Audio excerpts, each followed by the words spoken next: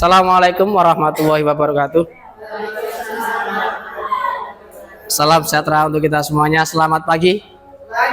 Baik. Nanti kalau saya bilang salam bergerak, jawabannya tergerak, bergerak, menggerakkan, gitu ya. Salam bergerak, tergerak, bergerak, menggerakkan. Tepuk tangan. Mohon maaf untuk pagi hari ini. Saya akan memberikan diseminasi tentang aksi nyata 9, yaitu adalah budaya positif. Menyebarkan pemahaman dan penerapan pengalaman budaya positif CGP Angkatan 8 SMP 2 Gubuk Kabupaten Grobogan. Ini adalah tindak lanjut dari kegiatan kemarin, yaitu aksi nyata berbagi praktek baik modul 1.4 budaya positif. Jadi dan mohon maaf untuk hari ini, nanti kita Bapak Ibu semuanya meluangkan waktu untuk kita korelasi bersama dalam rangka pemahaman budaya positif yang ada di sekolah SMP Negeri 2 Gubuk. Pada dasarnya, sebelumnya saya minta maaf karena posisi keadaan kurang fit, jadi nanti kurang kalau nanti kurang maksimal, saya mohon maaf yang sebesar-besarnya. Ini, jadi di dalam konsep budaya positif ini ada beberapa elemen, yaitu dimulai dari perubahan paradigma belajar, disiplin positif, nilai-nilai kebajikan, kebutuhan dasar manusia, segitiga restitusi, keyakinan kelas, posisi kontrol guru, dan motivasi perilaku manusia. Ini adalah konsep inti budaya positif. Pada dasarnya, dalam saat di dalam guru penggerak itu, di awal kita mempelajari pembelajaran yang berfilosofi Ki Hajar Dewantara. Jadi modul 1 kita adalah membicarakan tentang filosofi dan tujuan pendidikan sesuai dengan filosofi Ki Hajar Dewantara, yaitu adalah Ki Ngaso Suntolodo ing madya mangun karsa tutwuri handayani. Pada dasarnya begini, sebelum saya lanjutkan, kurikulum Merdeka ini adalah paradigma perubahan pada kurikulum 2013 yang kalau sebelumnya kita mengacu pendidikannya itu berkiblat ke Finlandia, ke Australia, tetapi pada kurikulum Merdeka ini kita harus berkiblat kepada filosofi budaya bangsa Indonesia sendiri, yaitu adalah pemerakarsanya adalah Ki Hajar Dewantara.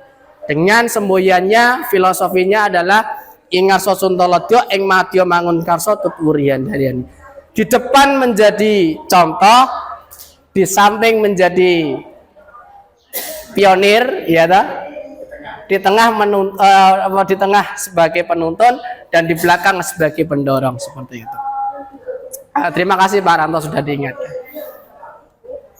Dan setelah itu kita membicarakan tentang nilai-nilai guru penggerak. Jadi nilai-nilai guru penggerak yang muncul itu apa saja? Kemarin sudah saya sampaikan saat PI 2 bersama Pak Habibie. Sebagai guru kita muncul nilai-nilai seperti apa saja?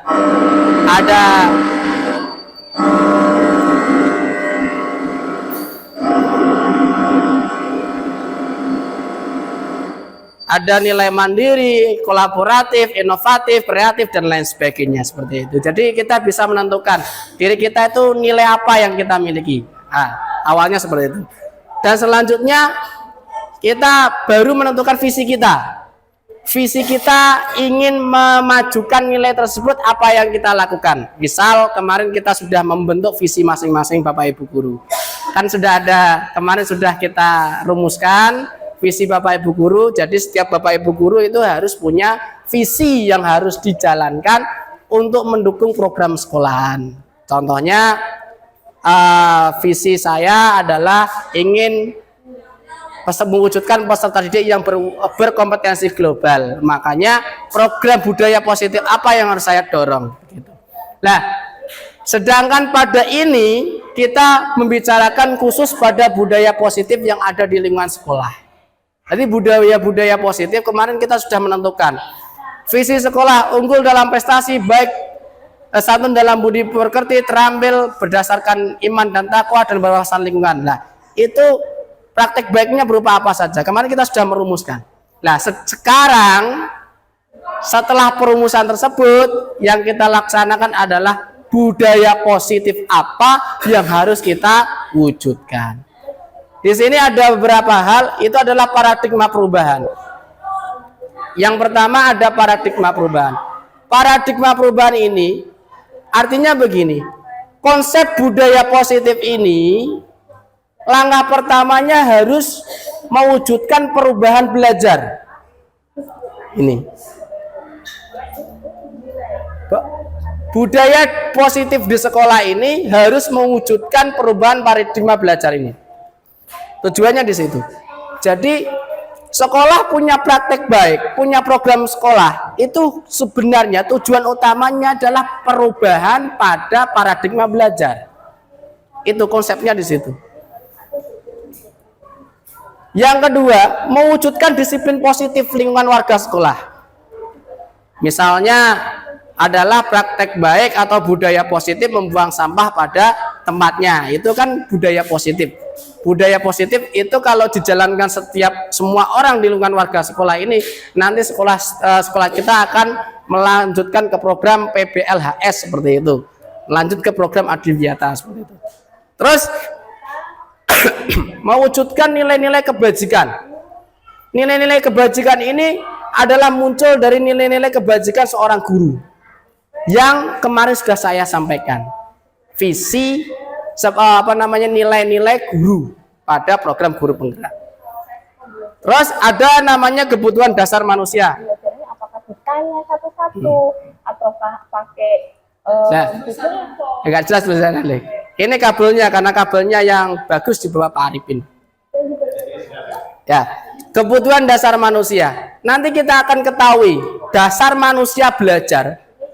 Kebutuhan peserta didik itu apa saja? Kenapa kalau dia bisa belajar ke sini? Apakah peserta didik datang terpaksa? Ataukah peserta didik datang ke sini karena pengen uang saku, kan seperti itu? Apakah peserta didik datang ke sini karena memang tuntutan orang tua? Nah, ini sebenarnya peserta didik datang ke sini adalah dasar kebutuhan manusia. Ini nanti akan kita pelajari. Terus ini adalah perubahan motivasi perilaku manusia. Posisi kontrol guru. Jadi ketika kita mengajar kepada peserta didik, jadi kontrol yang harus kita lakukan seperti apa? Apakah seperti penghukum? Apakah kita harus sebagai manajer? Apakah kita sebagai memposisikan diri sebagai teman? Kan seperti itu. Ada keyakinan kelas. Keyakinan kelas ini harus ada di setiap kelas. Keyakinan kelas ini bukan peraturan. Keyakinan kelas ini merupakan suatu suatu keyakinan atau sesuatu hal yang mewujudkan nilai-nilai positif yang ada di kelas tersebut. Pada dasarnya begini, sesuatu yang salah itu terjadi di sekolah kita itu, sekolah punya program sekolah, punya tata tertib sekolah, tapi di dalam kelas siswa itu membuat tata tertib lagi. Sebenarnya yang dibuat itu harusnya bukan tata tertib, tapi adalah keyakinan kelas atau kesepakatan kelas, gitu. Saat kita belajar, sebelum kita menyampaikan tujuan pembelajaran, kita harus membicarakan kesepakatan kelas dan tidak membicarakan peraturan kelas, gitu. Terus yang terakhir adalah kita membicarakan segitiga restitusi. Segitiga restitusi ini adalah suatu wujud yang harus kita lakukan kepada peserta didik sebagai umpan balik. Artinya begini, jika peserta didik mengalami kesalahan, ya, yang harus kita lakukan itu apa? Kan gitu. Selama ini, kalau peserta didik mengalami kesalahan, dihukum, kan begitu. Terus digeser ke ruang BK, itu tanggung jawabnya BK. Padahal tidak. Setiap guru memiliki kewajiban untuk melaksanakan segitiga restitusi. Artinya begini, misal di dalam suatu pembelajaran kita ada dua orang yang bercandaan sendiri, terus dikuandani wangel, ya toh, kuandani angel, nilainya juga rendah, dia anaknya sibuk sendiri, main sendiri, susah diatur, kan begitu. Nah, yang harus kita lakukan pada segitiga restitusi ini, sebelum siswa itu mengakhiri kegiatan belajar, orang yang atau siswa kita yang mengalami kesalahan itu kita tahan dulu, kita ajak bicara sebagai teman, kita ajak bicara sebagai seorang guru, kita ajak bicara sebagai seorang manajer, seperti itu, agar kejadian tersebut tidak terulang kembali. Pada intinya kita tidak boleh mengecat seseorang tersebut langsung pada tempatnya. Contoh, kita ada siswa yang mengalami kesalahan nyontek, langsung dimarahi pada saat itu juga di depannya teman-teman, tidak boleh. Oh, bocah nyontek kan, itu tidak boleh. Yang boleh bagaimana? Dik, nanti kamu sebelum pulang istirahat, kamu di sini dulu sama saya ya. Yang lain silakan boleh istirahat lah, baru kita ajak bicara. Itu namanya segitiga restitusi. Oke. Next. Nih, belajar dengan paradigma baru. Belajar dengan paradigma baru adalah pembelajaran yang dirancang berdasarkan prinsip pembelajaran berdiferensiasi, sehingga peserta didik belajar sesuai kebutuhannya berdasarkan tahap perkembangan sesuai ke teori psikologi modern untuk mewujudkan profil pelajar Pancasila. Artinya gini, pembelajaran berdiferensiasi itu adalah pembelajaran yang menentukan metode atau cara sesuai dengan kebutuhan peserta didik. Contohnya, ini ada contohnya. Pembelajaran berdiferensiasi itu banyak sekali. Ada yang namanya berdiferensiasi konten, berdiferensiasi proses, dan berdiferensiasi produk. Contohnya begini. Contoh, saya mengajar PPKN, gitu. Saya mengajar PPKN. Sebelum saya mengajar PPKN, saya melaksanakan tes diagnostik awal. Ada tes diagnostik kognitif dan tes diagnostik non kognitif. Kalau untuk mengetahui potensi peserta didik, tujuannya itu bukan mengetahui taraf pemahaman peserta didik, dia itu cerdas atau tidak, itu tidak. Diagnostik itu sebenarnya itu hanya ingin memahami peserta didik ini sudah paham dengan materi ini atau tidak. Pertanyaannya jangan banyak-banyak, jangan terlalu itu seperti pertanyaan saat kita menyelesaikan PO, penilaian akhir semester, tidak. Cukup ringan saja. Bahkan kalau kita tanya secara kuesioner saja itu juga sudah bisa. Nah, kembali ke pembelajaran diferensiasi. Pembelajaran diferensiasi ini yang mudah itu ada 3. Sebenarnya ada beberapa jenis, tapi yang saya sampaikan itu hanya 3 jenis. Yang pertama adalah berdiferensiasi produk, berdiferensiasi proses, dan berdiferensiasi konten. Pada dasarnya gini, pada dasarnya itu anak ketika saat kita pembelajaran, kita tidak boleh menganggap satu anak dari ujung A sampai ujung Z semuanya sama. Ini, kadang kan kita memberikan pembelajaran yang sama, materi yang sama, berarti itu tidak berdiferensiasi. Paham tak mungkin? Ya, biasanya kan gitu. Biasanya kita memberikan materi yang sama. Contoh, saya memberikan materi semangat kebangkitan nasional. Dari nomor siswa, dari nomor absen 1 sampai nomor absen 30, saya memberikan materi yang sama. Betul, kita berikan materi yang sama, tapi dengan metode yang berbeda. Contohnya, contoh di kelas 9, saya mengadakan berdiferensiasi produk. Idealnya kita kalau 3-3-nya ini kita laksanakan langsung, itu tidak mungkin dalam satu waktu. Kita bertahap. Yang paling mudah produknya dulu yang dibedakan, hasil peserta didik yang dibedakan. Contohnya ini, siswa yang kurang paham, hasilnya dibedakan dengan siswa yang lebih paham. Oh, siswa yang pinter, hasilnya itu dibedakan dengan siswa yang tidak pintar. Contohnya begini. Saya kemarin mengajarkan anak-anak kelas 9A datang ke sekolahan, kita belajar menggunakan LMS, kan gitu.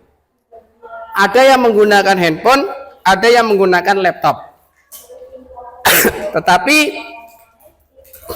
ya, dengan materi yang sama, saya memberikan kepada anak itu, misal yang bawa handphone harus membuat kanva. Kanvanya bebas. Boleh kanvanya berupa video, boleh berupa gambar, boleh berupa tulisan. Bagi siswa yang tidak punya handphone, biasa dikerjakan di dalam kertas. Gitu. Itu sudah berdiferensiasi. Artinya kita membedakan, oh ada siswa yang kurang mampu, siswa yang mampu, dan siswa yang sangat mampu. Siswa yang kurang mampu itu tidak membawa HP, siswa yang mampu membawa handphone, siswa yang mohon maaf notabene ekonomi tinggi membawa laptop. Itu sudah berdiferensiasi. Jadi diferensiasi itu tidak harus kita laksanakan secara bersamaan bareng-bareng, enggak. Dengan cara seperti itu sudah satu level, yaitu adalah berdiferensiasi produk, kan gitu. Walaupun produknya itu berbeda-beda, ranah kognitifnya juga berbeda-beda. Ada pertanyaan, Pak, lah nanti capaiannya berbeda-beda. Ya enggak? Misal, nilainya kan beda-beda.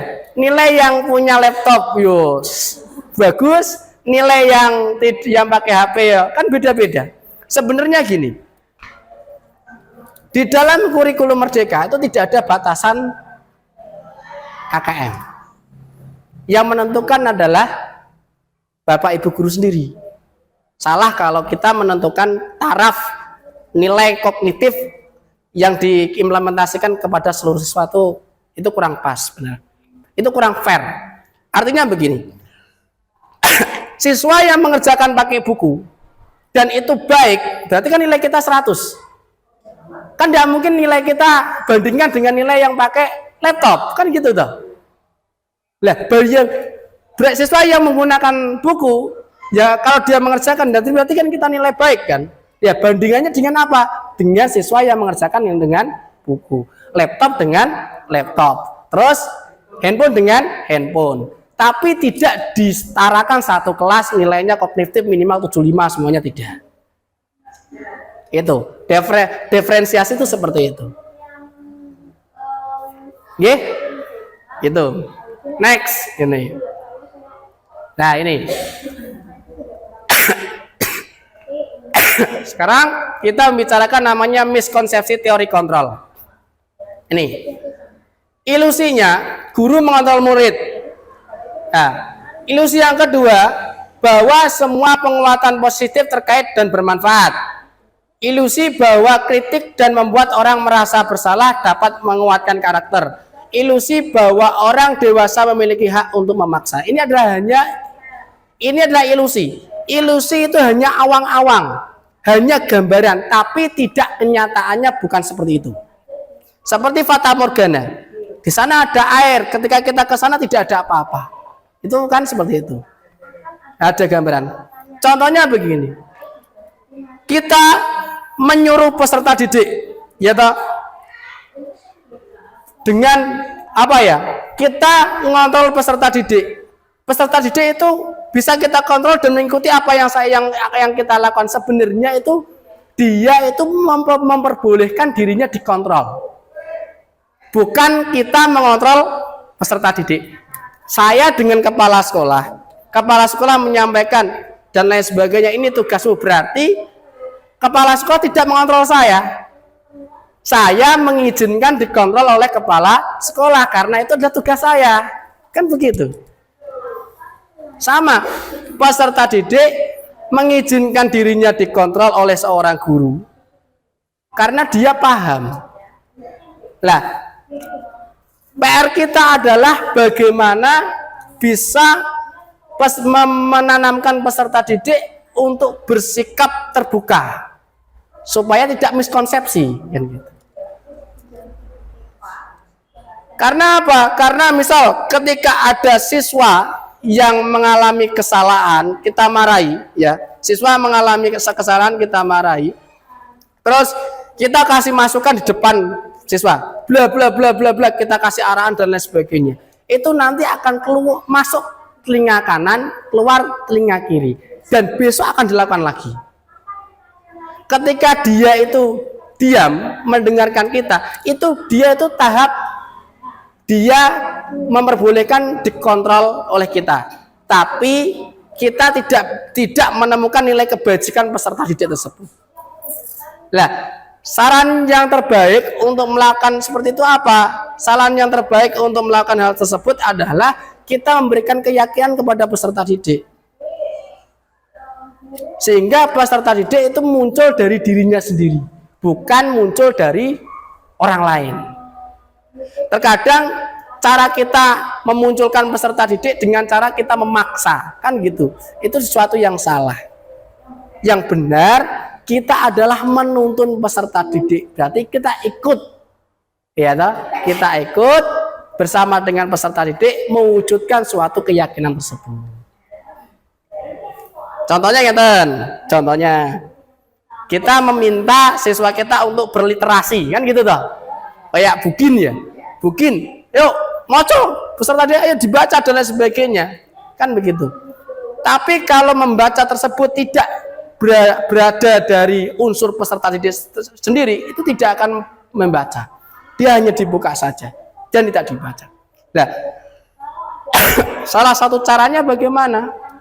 Salah satunya cara adalah membaca dengan bersama-sama. Artinya apa? Peserta didik mengontrol kita itu dengan cara kita mengikuti kontrol peserta didik, kan gitu.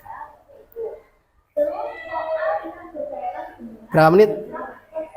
28, masih panjang. Oke, lanjut next. Dengarkan saja, mau tidak apa? Ini adalah stimulus respon. Lawan kata teori pandangan tentang dunia. Stimulus responnya tentang dunia, realitas kebutuhan kita sama. Teori kontrol tentang dunia, kebutuhan kita berbeda. Kita menganggap kebutuhan peserta didik itu sama, pada kenyataannya berbeda. Yang dibutuhkan peserta didik berbeda-beda. Yang diinginkan peserta didik berbeda-beda. Bahkan kemarin cita-citanya peserta didik berbeda-beda. Kan begitu? Ya, yang kita lakukan seperti apa? Kita berikan sesuai dengan peserta didik butuhkan, kan gitu. Contoh, kita memberikan pembelajaran bahasa Indonesia. Bahasa Indonesia kita berikan recon, apa namanya itu? Contohnya bahasa Indonesia, berita, kan itu. Contohnya berita. Zaman sekarang, kalau kita menyesuaikan berita ini, koran kan jarang, ya enggak? Tetapi dalam buku modul kebanyakan koran, kan gitu. Berarti apa yang harus kita lakukan? Sesuai dengan kebutuhan peserta didik, pembelajaran kita harus meningkat sesuai dengan kebutuhan zaman, kan begitu.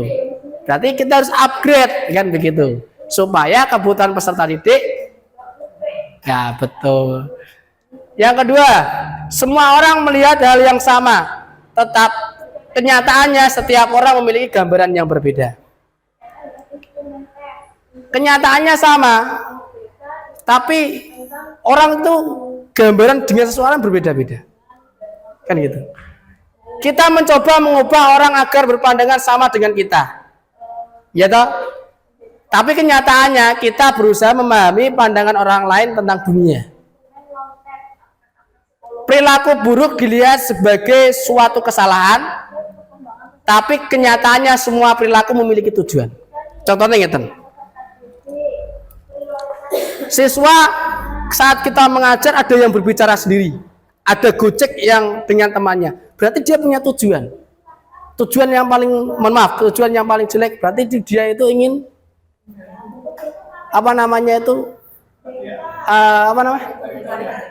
mencari perhatian, caper, kan begitu. Sebenarnya punya tujuan cari perhatian. Ada yang punya tujuan lagi jenuh, kan misal suasana jenuh, ingin penyegaran dengan cara berbicara. Berarti yang kita evaluasi bukan peserta didik, yang kita evaluasi diri kita sendiri. Loh, kenapa kok siswa kita itu bercanda saat pelajaran kita? Berarti ada yang salah dengan cara kita mengajar, kan begitu. Selama ini yang kita lakukan menyalahkan peserta didik. Kalau tidak sepatu melayang ke mejanya, ya kan, berarti kan kita nggak marem. Padahal itu sesuatu yang Tidak baik. Kalau ada siswa yang seperti itu, berarti ada tujuan siswanya. Oh, cari perhatian, kan begitu. Nah, ada yang tidur berarti cara kita mengajar, nah itu perlu dipertanyakan kan gitu. Nah, itu perlu ada perbaikan. Pada dasarnya, guru penggerak itu tidak boleh menyalahkan peserta didik. Kita harus merefleksikan diri. Next, ini orang lain bisa mengontrol saya. Kenyataannya hanya Anda yang bisa mengontrol diri Anda, kan gitu. Kepala sekolah mengontrol kita. Enggak.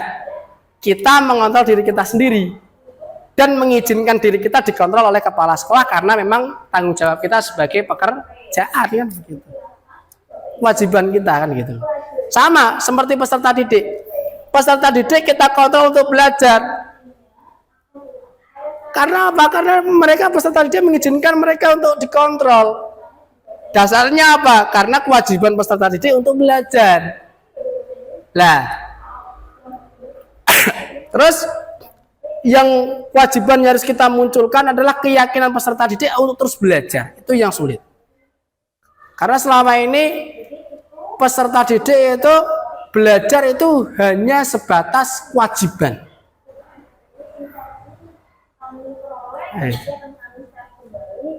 Pemaksaan ada saat bujukan gagal. Kolaborasi dan konsensus menciptakan pilihan-pilihan baru. Model berpikir menang kalah, model berpikir menang-menang. Contohnya ngeten.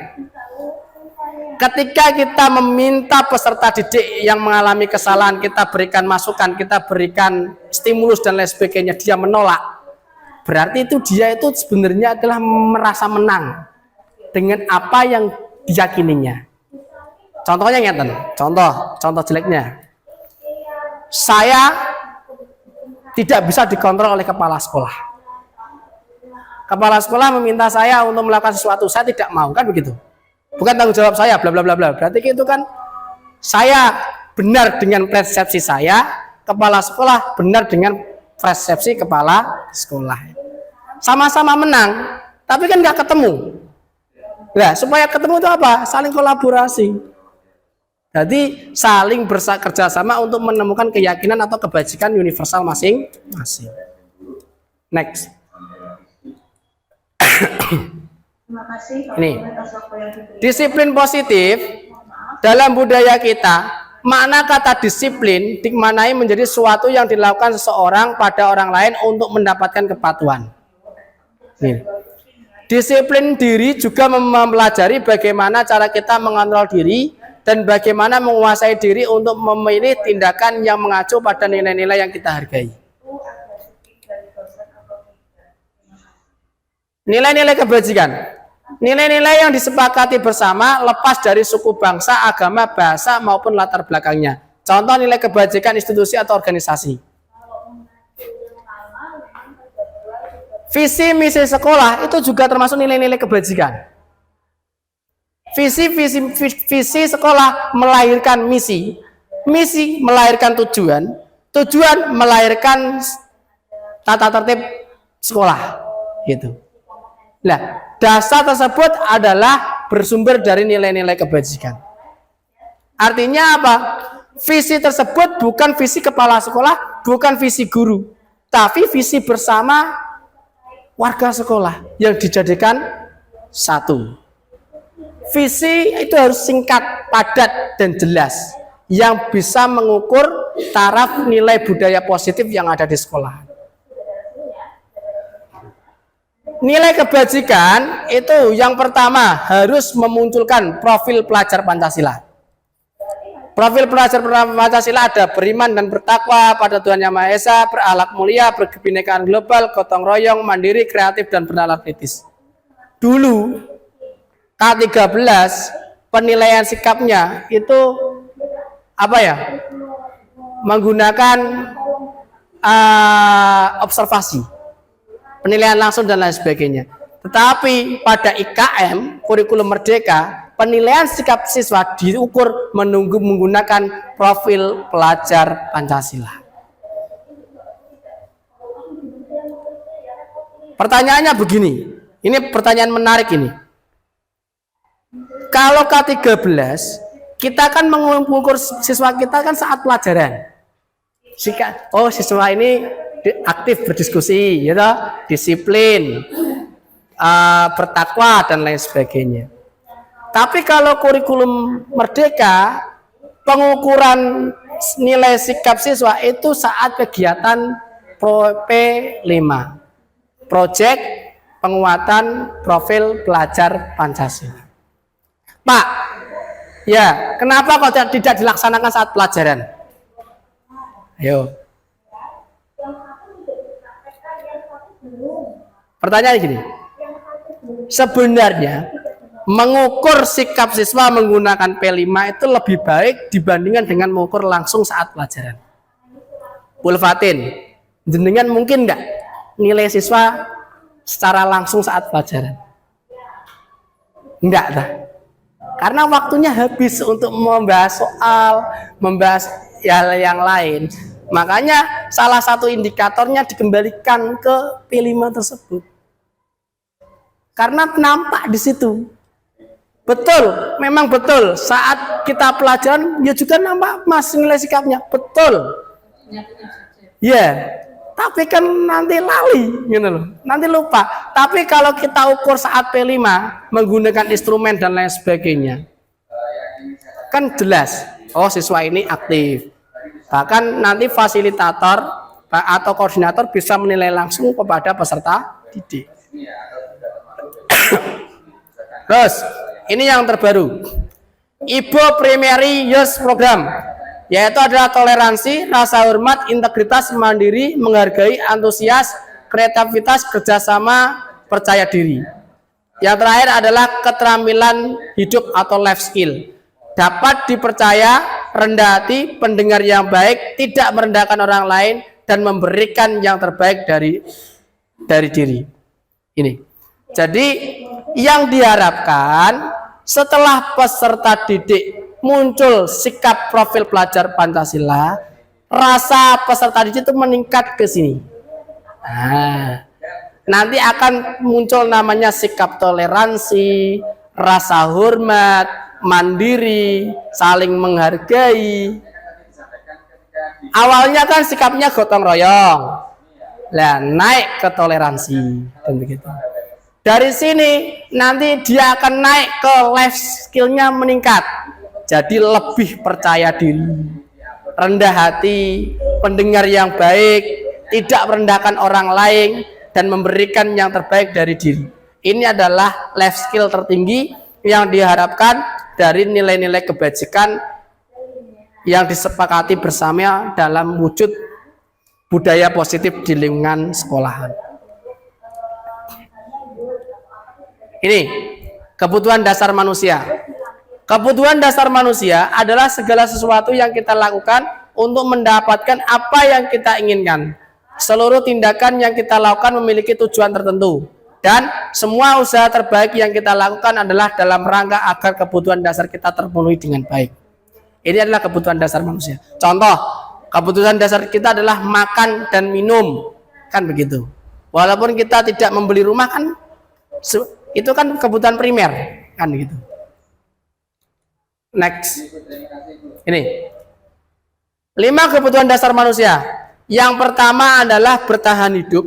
Yang kedua adalah kasih sayang dan rasa diterima. Yang ketiga adalah penguasaan. Yang keempat kebebasan. Yang kelima adalah kesenangan. Contoh, siswa datang dari SD ke SMP Negeri 2 Gubuk. Langkah pertama yang dia lakukan di sini, dia adalah mencoba untuk bertahan hidup. Makanya kita ada namanya kegiatan MPLS, Masa Pengenalan Lingkungan Sekolah. Artinya apa? Kita kenalkan budaya SMP kepada siswa. Karena apa? Dengan cara, karena sekolahnya berbeda, budayanya juga berbeda. Artinya ketika siswa datang ke SMP, berarti siswa tersebut harus mengikuti budaya SMP. Tidak membawa budaya yang ada di SD dibawa ke SMP. Makanya ada namanya kegiatan pengenalan lingkungan sekolah. Nah, setelah peserta didik datang ke sekolahan, dia bertahan hidup. Yang harus kita berikan apa? Rasa kasih sayang kepada mereka.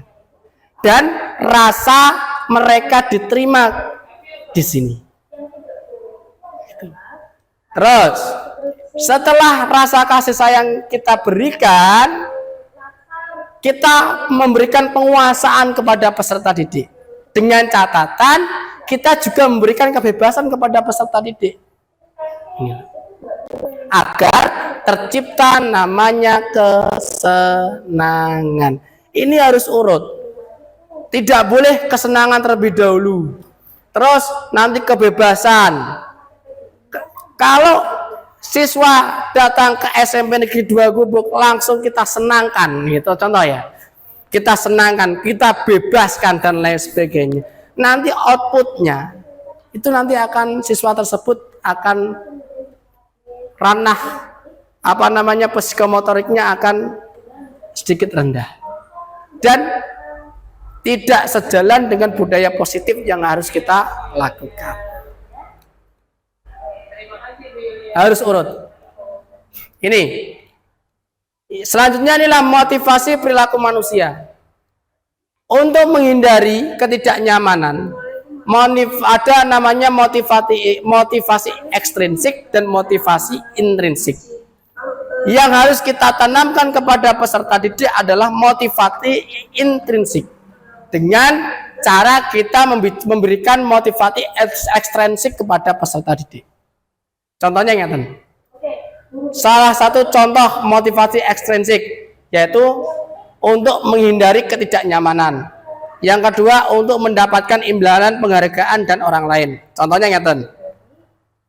Saat kita memberikan pelajaran agar siswa mengerjakan mendapatkan nilai yang baik, kadang kita memberikan hadiah kepada peserta didik. Itu adalah motivasi ekstrinsik. Tapi setelah dia mendapatkan hadiah, motivasinya hilang. Dia tidak akan lagi belajar dengan baik. Caranya bagaimana? Caranya adalah kita memunculkan motivasi intrinsiknya untuk menjadi orang yang mereka inginkan dengan menghargai diri sendiri. Artinya apa? Artinya kita memberikan pemahaman kepada peserta didik agar kita belajar yang baik. Bagaimana? Harus muncul dari keyakinan peserta didik itu sendiri. Bisa kita hubungkan dengan cita-cita mereka. Bisa kita hubungkan dengan kebutuhan mereka. Atau kita hubungkan dengan apa yang mereka inginkan. Nah, itu.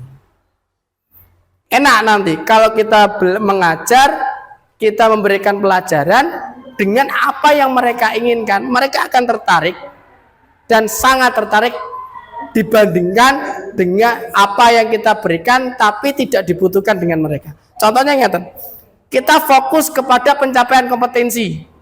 Buku modul hari ini harus materi ini terselesaikan, hari ini harus materi ini terselesaikan, padahal tidak sesuai dengan kebutuhan mereka. Berapa menit? Kurang 20 menit.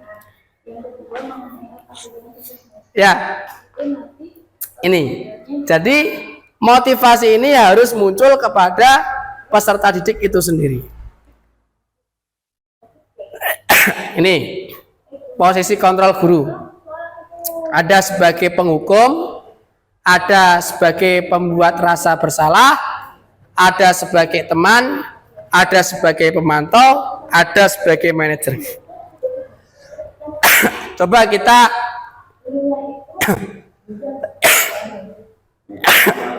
kita bisa merefleksikan diri. Kita sebagai apa di sini?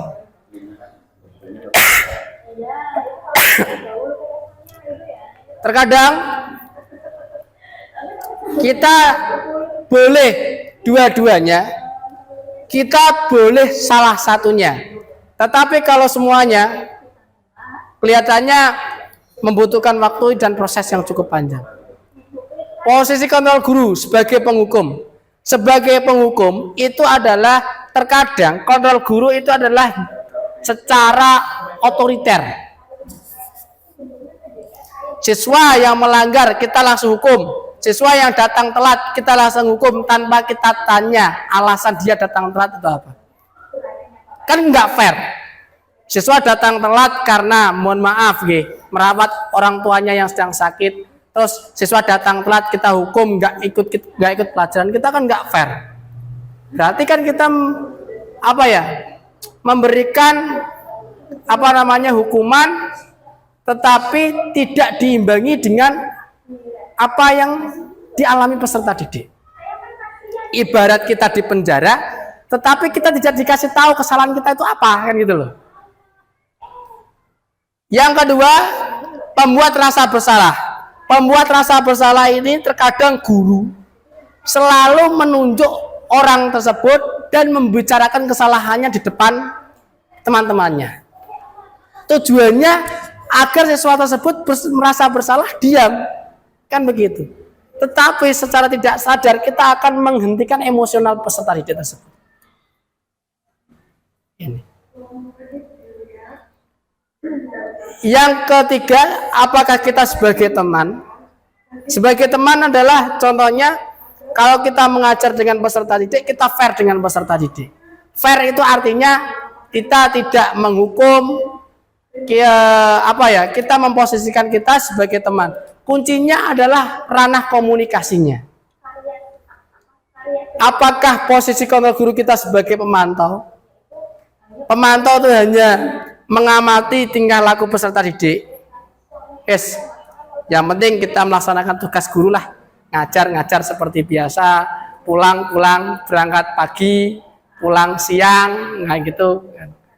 Atau kita sebagai manajer. Dari kelima ini yang poin paling terbaik adalah sebagai manajer. Tapi terkadang saya pribadi, saya lebih suka kepada teman dibandingkan dengan manajer. Karena apa? Karena saya mengamati. Kadang saya memposisikan saya sebagai guru di hadapan adik-adik. Itu adik-adik itu malah tidak belajar secara maksimal. Tetapi kalau kita berinteraksi dengan peserta didik sebagai teman, itu malah belajarnya lebih maksimal. Peserta didik lebih aktif. Kenapa? Karena tidak ada rasa takut antara peserta didik dengan guru. Contohnya seperti itu. Nanti bisa direfleksikan sendiri, Bapak Ibu semuanya masuk kepada yang mana. Next, ini adalah posisi kontrol. Ini kalau saya bacakan meremet. Nanti kita sampaikan minggu-minggu depan lanjutnya. Ini keyakinan kelas. Apa itu keyakinan kelas? Ini yang lagi booming saat ini. Keyakinan kelas itu bukan peraturan kelas, bukan tata tertib kelas. Keyakinan kelas ini bisa kita laksanakan sebagai wali, atau keyakinan kelas ini kita bisa laksanakan sebagai guru mata pelajaran. Contohnya gini, sebelum saya memberikan pelajaran, saya membuat kesepakatan kelas dulu kepada peserta didik. Hari ini kita belajar materi ini. Ya, kesepakatan kelasnya yang harus kita lakukan apa saja? Kita bacakan. Sepakat atau tidak? Sepakat. Kira-kira ada tambahan? Ada Pak? Mungkin saat azan kita break 5 menit Bapak. Oke, kita tulis di sini. Nah, kesepakatan kelas gitu. Kesepakatan kelas ini atau keyakinan kelas ini jangan banyak-banyak. Cukup satu kata atau beberapa kalimat yang berisi kesepakatan bersama, yang berisi tata tertib bersama. Kadang kan kesepakatan kelas kita tulis di dalam kelas siswa dilarang bercanda, dilarang ngobrol dengan temannya dan lain sebagainya, kan gitu.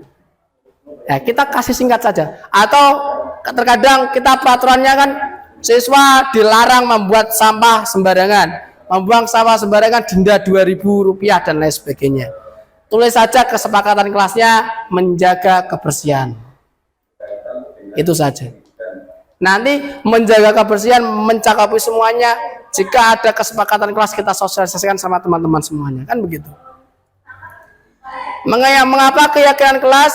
Mengapa bukan peraturan kelas? Kenapa? Karena satu, mengapa kita memiliki peraturan harus menggunakan helm bila mengendarai kendaraan roda 2? Mengapa kita memiliki peraturan 3M menggunakan masker, mencuci tangan, menjaga jarak 1,5 meter? Mengapa kita memiliki peraturan harus datang tepat waktu pada saat mengikuti pelatihan? Nah, mengapa kita memiliki peraturan harus menggunakan helm bila mengendarai kendaraan roda 2? Kita nggak perlu tulis di dalam peraturan tersebut, tapi kita munculkan keyakinan kelas tersebut. Mengapa kita memiliki peraturan 3M menggunakan masker, mencuci tangan, dan menjaga jarak 1,5 meter? Nah, berarti apa? Nomor 1, keyakinan kelasnya untuk keselamatan. Nomor 2, ini adalah untuk kesehatan. Nomor 3, untuk kedisiplinan. Cukup beberapa kata. Keyakinan kelas kita meliputi keselamatan. Nah, terus ada meliputi tentang kesehatan, meliputi tentang kedisiplinan. Kebersihan itu juga masuk kepada kesehatan dan lain sebagainya. Untuk mendukung motivasi intrinsik, kembali ke nilai-nilai keyakinan lebih menggerakkan seseorang dibandingkan mengikuti serangkaian peraturan-peraturan. Jadi, keyakinan kelas ini adalah motivasi intrinsik. Tapi kalau peraturan adalah motivasi ekstrinsik.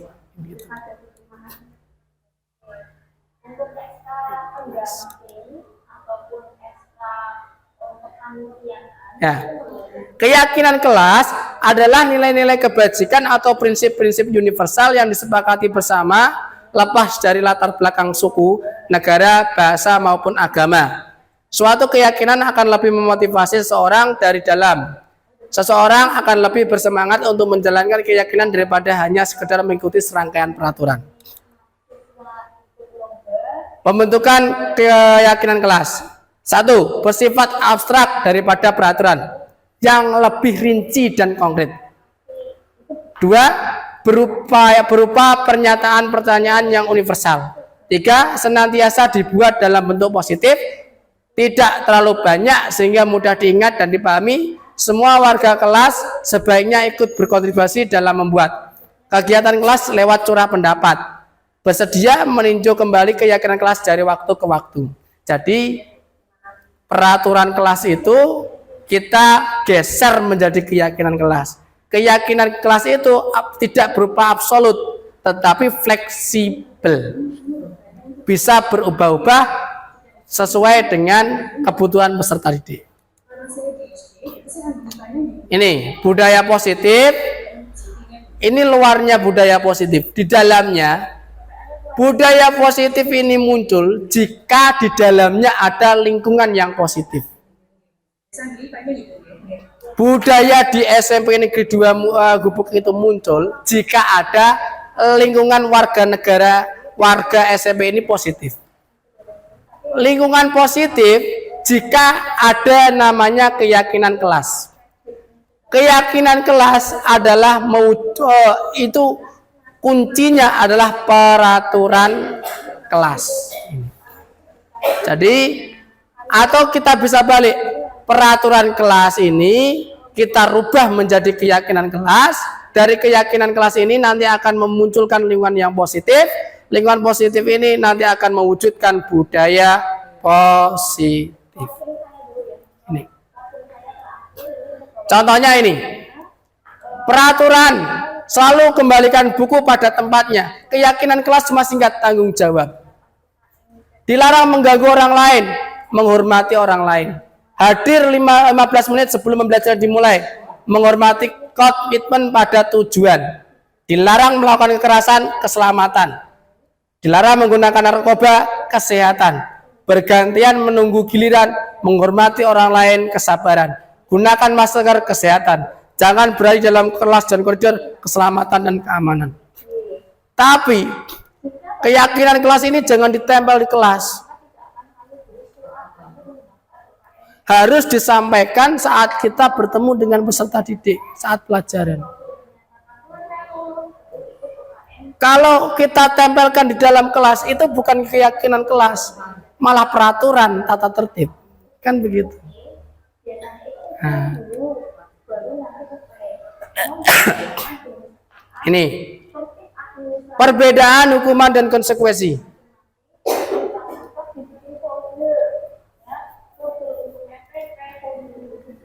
Ayo, udah berapa menit? Oke, kurang 10 menit. Ya, tahan Bapak Ibu ya, tahan ya. Ngantuk-ngantuk enggak apa, santai aja. Perbedaan hukuman dan konsekuensi. Hukuman, sesuatu yang menyakitkan harus terjadi. Tapi kalau konsekuensi, sesuatu harus terjadi. Contohnya ngeten. 2021 ya. Berarti di belakangnya 2020, 19, 17 tidak dipakai. Siswa berangkat ke sekolahan telat dihukum. Tidak boleh mengenakan sepatu, itu hukuman. Tetapi kalau siswa saat pelajaran olahraga ya toh telat 15 menit disuruh lari ke lapangan 2 kali, itu namanya konsekuensi. Siswa tidak mengerjakan PR, kita hukum berdiri atau angkat kaki, itu hukuman. Tetapi siswa yang tidak mengerjakan PR suruh mengerjakan di saat itu juga, itu namanya konsekuensi. Hukuman berupa fisik dan biasanya itu merugikan si siswa, tapi kalau konsekuensi itu adalah apa ya namanya, pengganti dari apa yang tidak dilakukan, itu namanya konsekuensi. Hukuman membuat anak sakit, konsekuensi membuat anak merasa tidak nyaman dalam jangka waktu yang pendek. Lari saat jam pelajaran olahraga, karena dia datang telat, itu lebih baik. Ya toh? Itu namanya konsekuensi toh. Tapi kan fair saat dia olahraga, podo-podo kemringete kan ngoten. Tapi kalau pelajaran bahasa Indonesia tidak mengerjakan tugas, kok suruh lari, berarti itu hukuman, tidak konsekuensi. Kan tidak ada hukumannya, tidak ada hubungannya antara lari dengan bahasa Indonesia, kan gitu. Yang kedua selanjutnya, anak membenci kedisiplinan, anak menghargai kedisiplinan. Hukuman bersifat paksaan, kalau konsekuensi bersifat stimulus tanggapan. Artinya jika dia tidak melakukan sesuatu harus ada pengganti. Itu namanya adalah konsekuensi.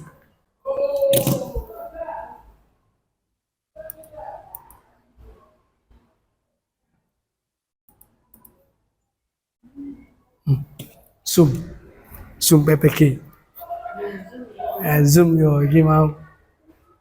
Saya tepar 2 hari ada 8 modul yang tidak saya selesaikan. Tugasnya banyak sekali. Bahkan sebenarnya materi ini yang buat itu Bu Chandra. Jadi makanya saya agak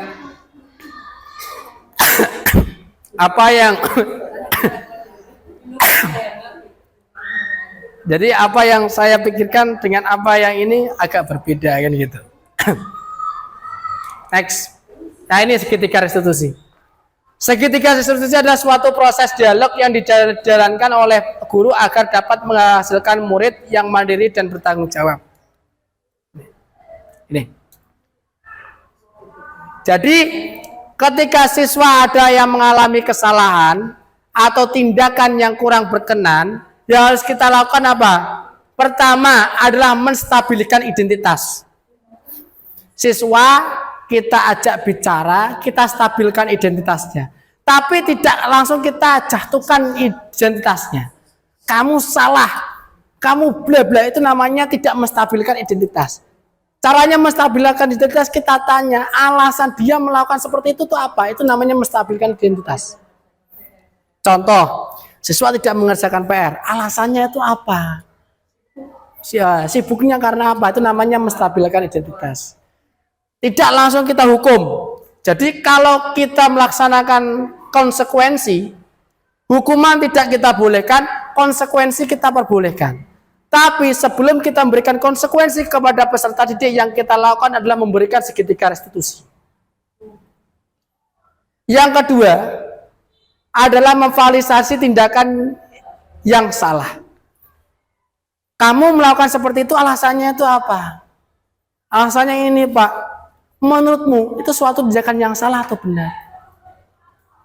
Salah, Pak. Nah, berarti dia sudah memvalidasi tindakannya itu salah. Setelah memvalidasi tindakan dia salah, yang harus dilakukan apa? Menanyakan keyakinan. Karena kamu sudah melakukan kesalahan, kira-kira wujud apa yang harus kamu lakukan supaya kesalahan ini bisa digantikan? Kan begitu. Itu namanya menanyakan keyakinan. Pada dasarnya, ketika kita mengajar di dalam suatu kelas, kita tidak boleh ngejudge seseorang. Itu satu. Yang kedua, kita tidak boleh langsung memvonis peserta di depan umum. Yang kita lakukan apa? Saat selesai pelajaran, boleh kita panggil, kita berikan nama segitiga restitusi. Sebelum kita memberikan konsekuensi, bukan hukuman yang kita berikan, tapi konsekuensi yang harus kita berikan. Ciri-cirinya, satu, bukan menebus kesalahan, namun untuk belajar dari kesalahan. Artinya gini, kalau orang peserta didik melakukan kesalahan langsung kita hukum, besok itu akan melakukan kesalahan lagi. Tujuannya betul. Tujuannya kita ajak bicara supaya siswa itu mengingat kesalahan apa yang dilakukan sehingga tidak melakukan kesalahan kedua kalinya. Yang kedua, memperbaiki hubungan. Jadi ketika si A dan si B melakukan suatu tindakan, misal si A mencuri si B, ya toh, yang kita berikan restitusi jangan si A, tapi si B juga. Misal, ya toh, seperti itu ada kecerobohan atau ada unsur fitnah. Ini barangnya si A, tapi diambil si B, diambil lagi, dianggap nyolong, kan seperti itu. Tapi kalau kita langsung si A yang kita hukum, berarti itu tidak fair.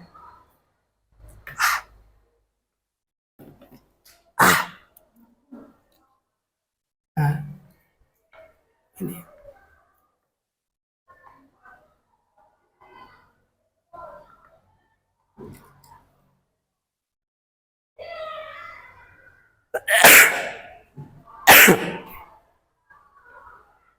Ayo, nyala.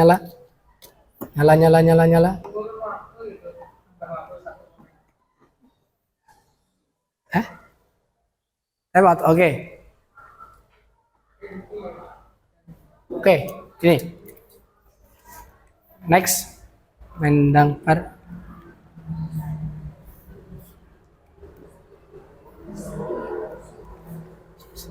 Habis. Oke, selesai. Ini. Tawaran bukan paksaan. Artinya apa? Artinya kita menawarkan peserta didik. Hukuman yang kita berikan, konsekuensi yang kita berikan kepada peserta didik, itu harus bersumber dari peserta didik itu sendiri. Bukan dari Bapak Ibu Guru. Harus bersumber kepada peserta didik. Contoh, siswa saat pelajaran olahraga tidak membawa sepatu. Ya hukumannya yang memilih siapa? Ya peserta didik. Jangan guru yang memilih.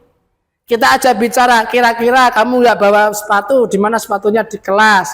Ya sudah, kira-kira konsekuensinya apa kamu yang tidak membawa sepatu? Nah, diambil Pak, diambil. Kalau diambil ke sana ke sini berapa kali itu? 1 kali putaran. Kalau 2 kali bagaimana? Boleh Pak, ya itu. Berarti bersumber dari peserta didik, bukan bersumber dari.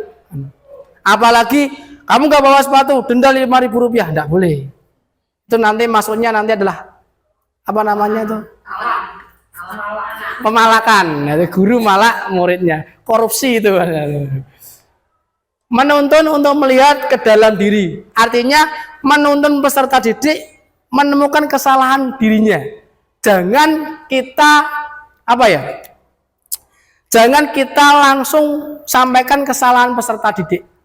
Kita ajak bicara, kita giring supaya peserta didik itu menemukan kesalahannya sendiri. Nah, itu. Mencari kebutuhan dasar dan mendasari tindakan. Jadi alasan dia melakukan seperti itu apa? Cara yang paling baik adalah untuk memperbaiki diri.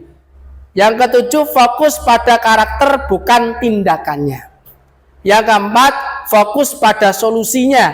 Yang kesembilan adalah mengembalikan murid yang berbuat salah pada kelompoknya.